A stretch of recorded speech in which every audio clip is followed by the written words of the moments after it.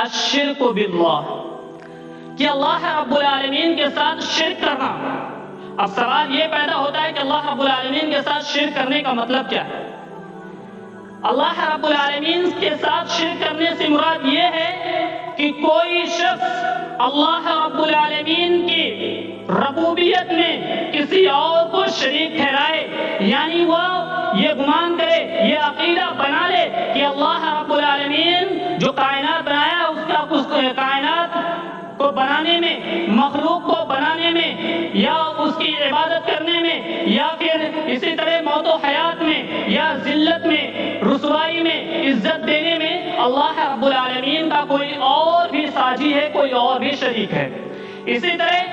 اللہ رب العالمین کے ساتھ شرک کرنے سے مراد یہ بھی ہے کہ اللہ رب العالمین کی الوہیت میں، یعنی اللہ رب العالمین کے ساتھ عبادت میں کوئی اور شریک ہے، چاہے وہ کوئی بھی عبادت ہو جو اللہ رب العالمین کے علاوہ کے شخص کے، چاہے وہ چاند، سورج، ستارہ، کسی کے لیے بھی کی جائے، وہ شرک ہے۔ جیسے کہ لوگ کرتے ہیں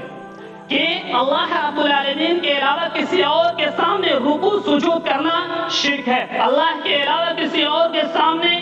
دعا مانگنا شرک ہے، اللہ کے علاوہ کسی اور کو پکارنا شرک ہے، اللہ کے علاوہ کسی اور سے امیدیں وابستہ کرنا شرک ہے، اللہ کے علاوہ کسی اور سے مدد طلب کرنا شرک ہے، اللہ کے علاوہ کسی اور سے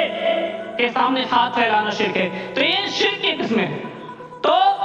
معلوم کیا ہوا کہ عبادت کی کوئی بھی شکل ہو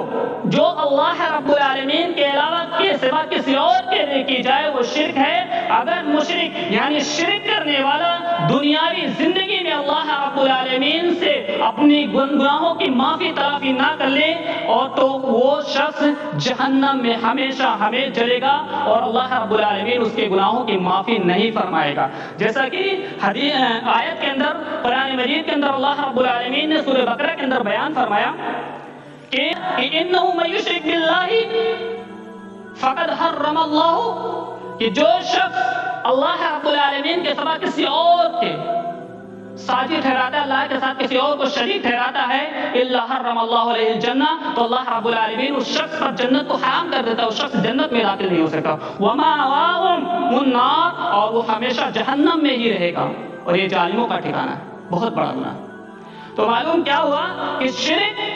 بہت بڑا گناہ ہے، ہمیں اس سے پرہیز کرنا۔ اگر شرک کرنے والا کوئی انجانے میں شرک ہو گیا، اور اگر کوئی اللہ رب العالمین سے معافی تلافی مانگے تو اللہ رب العالمین معاف کر سکتا ہے، لیکن کوئی جان بوجھ کر کرے تو اللہ رب العالمین اس شخص کو معاف نہیں کرے گا۔